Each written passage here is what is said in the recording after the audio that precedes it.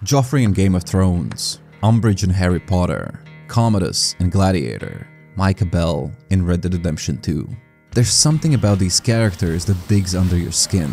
They aren't the complex villains you sympathize with or admire. No, these are the villains you'd love to hate. The ones whose mere presence fills you with dread and fury, and you're just counting the seconds until someone finally takes them out. Micah Bell falls squarely into this category. From the moment he joins Dutch's gang, you can feel that familiar sense of unease, like a storm is about to roll in. And it does. But why is Micah so effective at making us hate him? What is it about his character that makes our skin crawl in a way that other villains don't? As with any complex character, there's more to Micah than just being the bad guy, because as much as we might detest him, he's a character crafted not only with depth, but potentially more realism than others. Let me show you why Micah Bell is one of the most effective and realistic villains Rockstar has ever created. Dutch said you was a big shadow cast by a tiny tree. I don't even know what that means. I thought you was a tough boy. Not one of those gentlemen trying to protect his riding clothes. I just know whenever things get real, you turn yellow, lose your head. Yellow. Let's be clear from the start. Micah Bell is a man who never pretends to be anything other than what he is, a cold-blooded outlaw. And you can't really judge him for that, considering how brutal the world was back then. While characters like Arthur and John wrestle with morality, loyalty, and their place in the changing world, Micah sees all that as a distraction. He's introduced as this rough gunslinger who quickly gains Dutch's favor. He doesn't make the pretense of being a brother the way Arthur or John do. And while other gang members talk about honor among thieves, Micah's only code is self-preservation. He makes it obvious early on that survival, by any means necessary, is his true guiding principle. In this sense, Micah is almost a mirror to the dying Wild West. The world of Red Dead Redemption 2 is changing rapidly, and the outlaw way of life is becoming obsolete. Towns are industrializing, the government is expanding its reach, and the romanticized era of outlaws is dying. Micah knows this. He isn't weighed down by Dutch's delusions or dreams. Instead, he adapts to the new reality with ruthless efficiency. I believe Micah's worldview is a logical and unashamed response to the game's setting. As the world moves forward, Micah's ability to let go of outdated notions like gang loyalty makes him better suited for survival. Where Arthur clings to a fading moral compass, Micah thrives in chaos because he's never tied down to anything but himself and his guns. It ain't Skinny, Micah, it's Norman. Oh. You always was a letdown, you fat sack of crap! Excuse me a minute, Arthur. Hello, Maddie.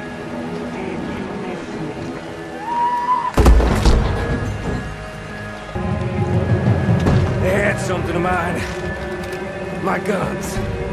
This mission is one of the first moments that reveals just how little Micah values human life. It's a powerful scene not only because it shows Micah's brutal nature, but also because it foreshadows the larger role he will play in the gang's eventual unraveling. Micah doesn't just abandon loyalty, he spits in its face. But does this pragmatism, this cold detachment, actually make Micah smarter than the rest of the gang? Arthur fights for loyalty, Dutch fights for a dream, but Micah fights for himself. There's a certain ruthless logic to that, even if it makes him the most hated man in the story. He may be merciless, but he's no mindless thug. His most dangerous weapon isn't his revolver, it's his ability to manipulate those around him. Dutch Van der Linde, a man who once spoke of loyalty and family, slowly succumbs to Micah's whispers like Theoden to Wormtongue. He's not welcome. Micah's manipulation works on multiple levels. On the surface, he plays the role of the loyal enforcer. He carries out dangerous tasks, takes risks, and wins Dutch's favor by doing what needs to be done. But Micah's real power lies in his understanding of Dutch's psychology. Dutch isn't just a leader, he's a man driven by ego and the need to be in control. Micah senses Dutch's growing insecurities as the gang begins to fracture, and he uses this to his advantage.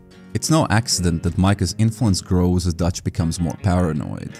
Micah feeds Dutch's worst impulses, encouraging him to push away trusted allies like Arthur and Hosea. In this sense, Micah mirrors Iago from Othello, who manipulates Othello by playing on his deepest insecurities. Just as Iago exploits Othello's fear, betrayal, and jealousy, Micah skillfully twists Dutch's growing paranoia, whispering suggestions of disloyalty and undermining the relationships Dutch once relied on. Both characters act like poison, slowly corroding their leader's trust in those around them while ensuring their own influence grows. Micah stokes Dutch's paranoia, whispering about betrayal and how Arthur is no longer loyal. But Micah is loyal. Micah is good. Micah is the only one you can trust. Micah is the only one left with any loyalty. Now, that ain't fair. You are talking like John. I swear that woman is poisoning him against me. I've seen it before. What's the problem here? There ain't a problem. You think Micah would question going after Bronte? No! He'd say, let's go! I'm here, ain't I? I've been at your side for 20 years. I know. I'm sorry, son. This manipulation isn't just about gaining power, it's about sowing chaos. By alienating Dutch from his closest allies, Micah ensures that he remains as the only one Dutch can count on. But here's the question, is Micah the puppet master, or is Dutch just looking for an excuse to go down the dark path he was always headed for? While Micah certainly exploits Dutch's weaknesses, Dutch is far from an innocent victim in this. He was on the road to self-destruction long before Micah arrived, and Micah is just the accelerant that speeds up the process. He hands Dutch the matches, but Dutch is all too eager to light the fire. Do you have my back? Always, Dutch. But there's more than your back to worry about. We need more money. We've been on the run for months now, and I seen you killing folk in cold blood like you always told me not to, and I'm sorry, but I can't help but think that if we There is country in Roanoke Ridge past Butcher Creek I believe we could hold. Okay. You and Charles, you could take folks up that way. Micah and I need to do some reconnaissance. I ain't got a final plan yet. Arthur, I ain't got it. I just need time. I need time and no traitors. To understand Micah Bell, we have to look beyond his actions and dive into his psychology. What makes a man like Micah tick? While other characters in Red Dead Redemption 2 show moments of empathy, loyalty, or regret, Micah seems completely devoid of such feelings. He's calculated, ruthless, and driven by a mindset that revolves around survival at all costs. His behavior aligns with traits commonly associated with antisocial personality disorder, or ASPD for short. This disorder is characterized by disregard for others' rights, a lack of empathy, and a willingness to manipulate and exploit those around you for personal gain. If it sounds familiar, it might be because it's a common trait among some of history's most infamous killers. Charles Manson, Ted Bundy, and Jeffrey Dahmer, who exhibited a profound lack of empathy and disregard for societal norms. And it also has been vividly portrayed in films like The Silence of the Lambs, American Psycho, and No Country for Old Men. You know what date is on this coin? No. 1958. It's been traveling 22 years to get here. And now it's here. And it's either heads or tails. And you have to say, call it. Well, look, I need to know what I stand to win. Everything. How's that? You stand to win everything, call it. All right. Heads, then. Micah exhibits ASPD traits throughout the game. He lies, deceives, and kills without remorse. His lack of empathy is most clearly seen in the way he treats not just enemies or civilians, but members of his own gang. Micah doesn't care about loyalty or brotherhood. He cares about power, and the only way to gain power in his mind is by controlling or eliminating anyone who stands in his way. But Micah isn't just a sociopath. He's also driven by a deep-seated need for control. While Dutch is slowly losing his grip on the gang, Micah is actively trying to seize power. His manipulations aren't just about survival, they're about dominance. And the showdown with Arthur and John is the ultimate expression of his need for control.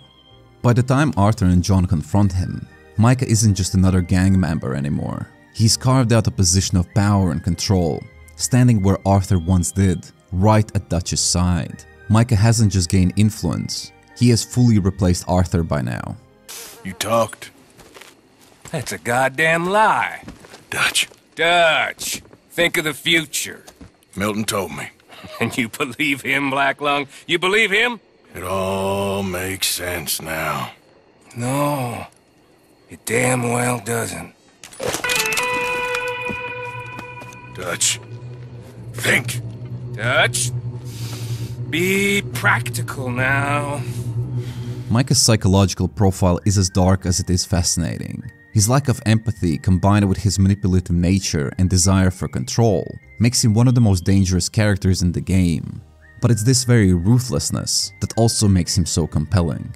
Micah is a reflection of what happens when survival turns into domination, when the need to survive becomes the need to conquer. Listen, I'm sorry, but we're family now, Arthur.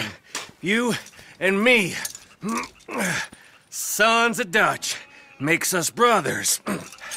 Sometimes, brothers make mistakes. Arthur and Micah, arguably the two most effective, efficient, and fearsome killers in the Van der Linde gang.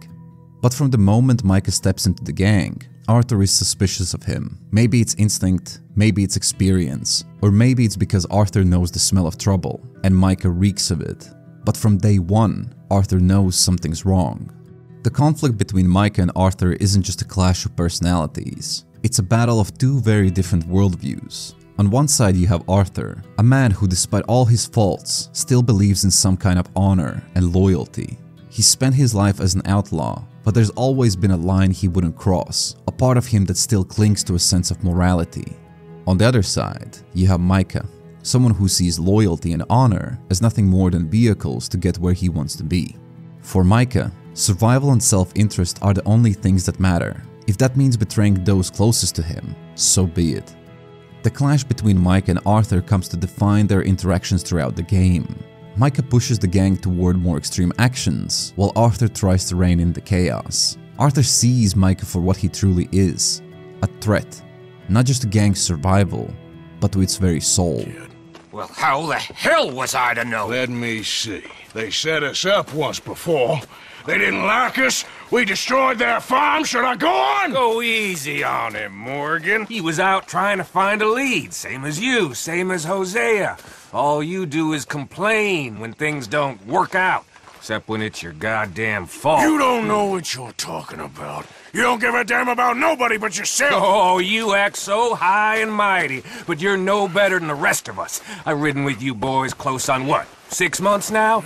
And all you ever done was complain. You can fight, but you can't think. You can't do either. Okay, cowpoke. Bill, take the boy's body. Bury him proper someplace quiet. Micah, best you and I don't speak for a moment. I'm just so frightened by you. Get out of my sight, pair of fools.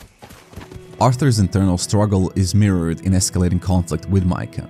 Where Arthur is looking for redemption, Micah is a constant reminder that redemption might not be possible in the world they live in. Micah mocks Arthur's attempts to do good. In Micah's eyes, Arthur's quest for redemption is pointless, weak even, and this is what makes their conflict so powerful. Arthur's desire to atone for his past runs directly counter to Micah's belief that survival is all that matters. In many ways, Micah is Arthur's dark mirror. Where Arthur tries to seek redemption, Micah is the man Arthur might have become had he given up on any hope of redemption. Their final confrontation isn't just a fight for survival, it's a battle for the soul of the gang and for Arthur's own sense of worth. Rat! You rat! I'm a survivor, Black Lung! A survivor! That's all there is! Living and dying! Have you ever been in a toxic relationship? You know, the type of relationship where you start to lose sight of who you are because you're constantly trying to keep someone else happy. I'm old enough to have gone through more than a few of those. Relationships where I didn't even realize I was being manipulated and found myself second-guessing my every move. Whether I should say something as simple as good morning, or if a minor discussion over what to have for dinner would blow up into a full-blown argument. It's these type of relationships where you start questioning if you're even allowed to feel hurt or frustrated, convincing yourself that maybe you're the one who's the problem. I've dealt with partners who use psychological, emotional, and physical abuse to keep control. twisting every situation to make it seem like I was the problem, isolating me from my friends, family, and things that actually grounded me. And over a long period of time, you experience Stockholm Syndrome, where you begin to rationalize the abuse and even defend the very person who's hurting you, convincing yourself that they're the only one who truly understands you. But relationships don't have to be romantic to be toxic. Therefore, I believe the relationship between Micah and Dutch is not only manipulative and enabling, it's also deeply toxic. Was you followed? No. Was you followed? I said no! Okay. What is your problem? What is your problem, partner? You don't look so good. What is wrong with you? Nothing wrong with me. I'm fit as a fiddle. And not inside you ain't. I'm just a realist, friend. Micah reckons there's a rat. Oh, does he? On what evidence? He's only back a minute. Pinkerton show up. We've been on the run since you two fools went crazy in Blackwater. We barely escaped with our lives in Saint Denis. Now we got a rat. Well, Molly clearly talked, but who else? Maybe we pushed things too hard.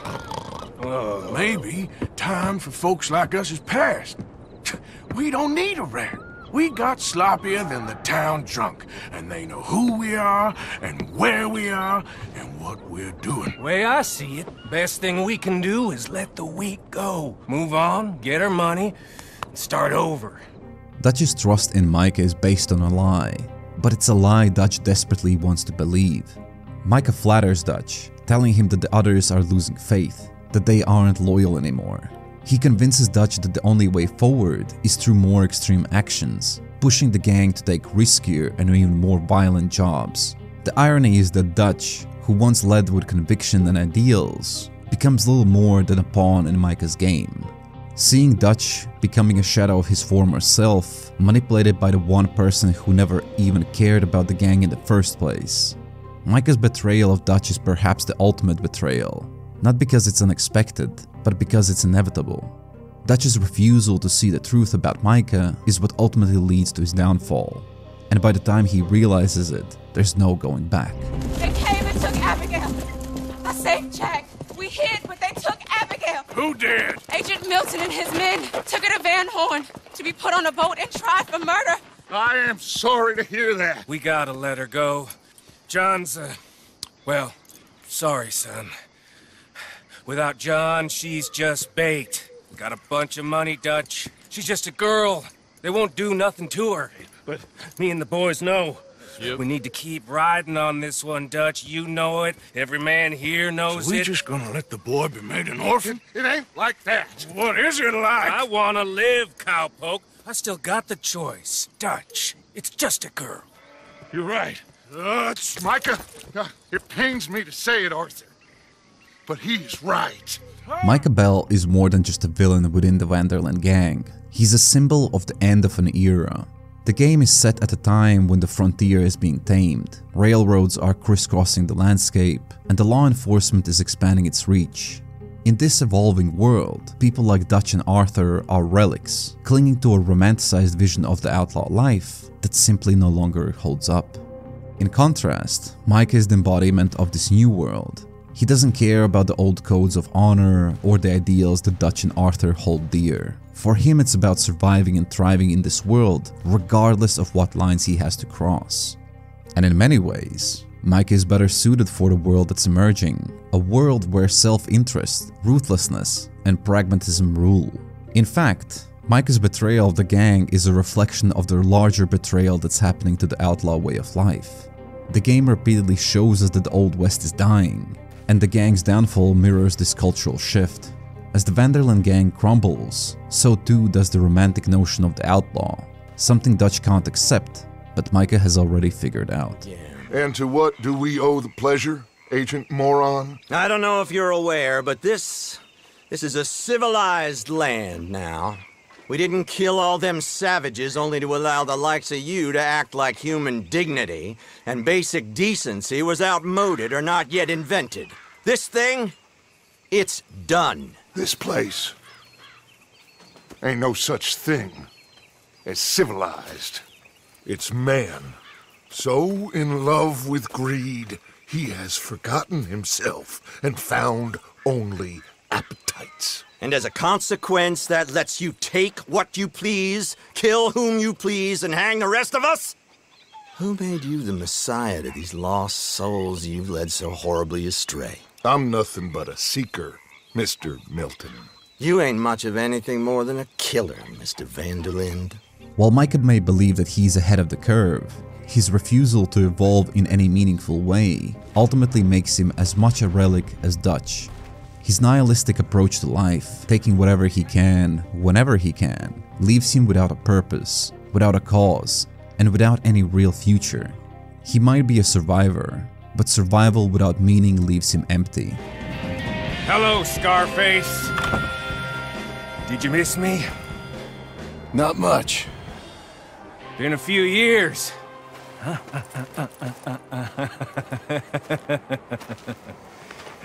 How's that, whore of yours? She's good. Didn't reckon I should waste my time killing you. But I felt different. So it seems. Well, maybe after all this is over, I'll go pay her a call. And the boy. Whatever you say. Micah's final stand is fitting for a character like him. He's holed up in a desolate, snow-covered mountain, far removed from civilization, just as he's been removed from any sense of loyalty or morality throughout the game. The landscape itself mirrors Micah's isolation and the cold emptiness of his worldview. But what makes this moment so powerful is that John is not the only one who's paying Micah a social visit. You got me! Just like old times, All manner of folk paying social calls. Hello, son. Mrs. Adler. It's been quite a while. What makes this confrontation so powerful is Dutch's role in it. Dutch's silence as he watches the standoff unfold speaks volumes. For so long, Dutch has been blind to Micah's manipulations, but in this moment, he's finally confronting the truth about Micah and the damage he's caused. Say something, Dutch! Say something! I ain't got too much to say no more.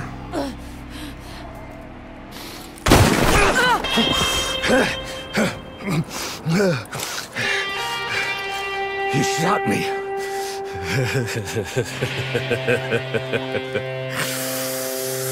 You shot me pretty good.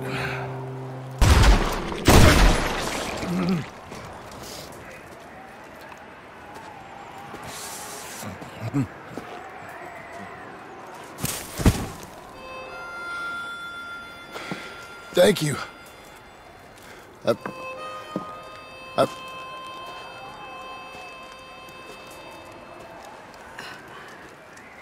This moment of Dutch pulling the trigger and walking away symbolizes the final death of the gang, the collapse of Dutch's dream, and his ultimate failure as a leader.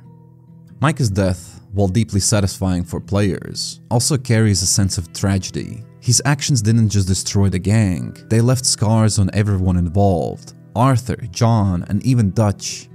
In the end, Micah's downfall is the final blow to the gang that was once family, the last chapter in the tragic story of how loyalty and brotherhood were shattered by greed, manipulation, and self-interest. Micah represents the antithesis of everything Dutch, Arthur, and John fought for, whether it was family, redemption, or freedom. His legacy is one of betrayal, nihilism, and the hollow pursuit of power. But even with all the layers of writing that went into crafting Micah Bell, there's no denying that without Peter Blomquist, Micah wouldn't have the same impact. The script can give you the words, but it's the actor who brings them to life. And Blomquist did far more than just read lines. He embodied the essence of everything that made Micah so detestable. From the moment we hear Micah's voice, Blomquist gives him an edge, a sneering, cocky tone that makes you want to punch the screen. His delivery isn't over the top, it's subtle, yet cunning. Whether Micah is manipulating Dutch or taunting Arthur, Blomqvist infuses every line with just enough malice to make you feel it in your gut. That's the power of great voice acting. It turns a character on paper into someone who feels disturbingly real. In fact, so real that Blomqvist himself wanted to take care of him. You're probably the first ever video game villain I've actually really despised and really wanted to punch in the face. Thank you. When I was on the controller and got up on that hill, I was just like, you. Like, Yeah, it's just yeah. like, it was just like that. Thank you. That's how I felt when I played the game. Yeah? It was weird. Really meta, right? Yeah, no, I shot myself in the face, and then I'm in the bathroom and I go, and what do I do, you know? Who's Micah? Who's Peter? I don't know anymore. Does that answer your question? Oh, yeah. What's even more impressive is how consistent Blomqvist's performance is. He never lets Micah soften or become sympathetic, which is exactly what makes him so effective. Micah is the one character in Red Dead Redemption 2 who never wavers, never shows vulnerability, and Blomqvist captures that sociopathic resolve perfectly. There's not a single moment where you think, maybe he'll change. Every word, every sneer reinforces the idea that Micah is irredeemable. And in that sense, he's flawless. And Peter Blomqvist is no stranger to giving life to darker types of characters. Outside of Micah, he's also appeared in LA Noire, where he portrayed a different kind of manipulator. Dr. Harlan Fontaine. Dr. Fontaine, could I have a word? Of course, young man. I really enjoyed your lecture, Doctor. Psychiatry seems to have a tremendous amount to offer. Why, thank you. I'm always happy to receive acknowledgement for my work. The mind is the last great mystery in medicine. He's a very sweet, kind, and loving man. In the end, Blomqvist didn't just give Micah Bell a voice, he gave him a presence. He brought a level of authenticity that made Micah stand out.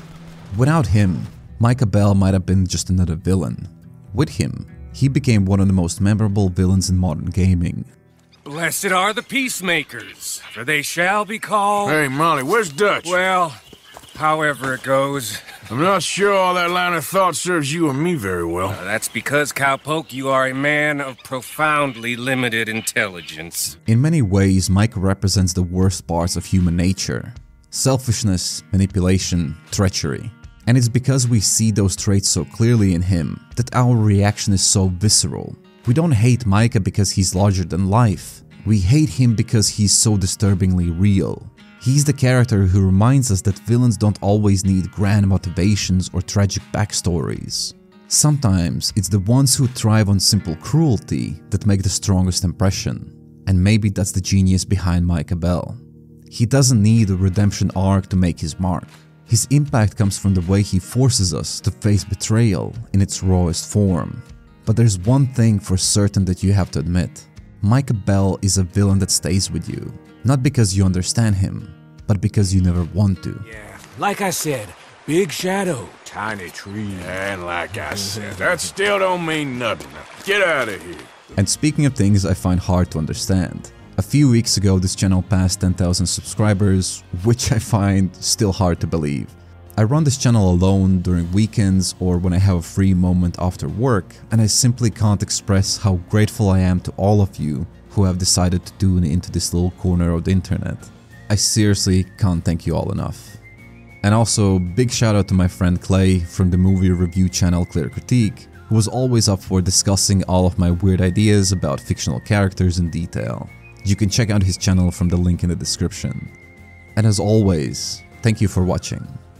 If you enjoyed this video, you can support this channel by subscribing and turning on notifications to stay up to date, as I have a lot of exciting things planned for the future. See you in the next video.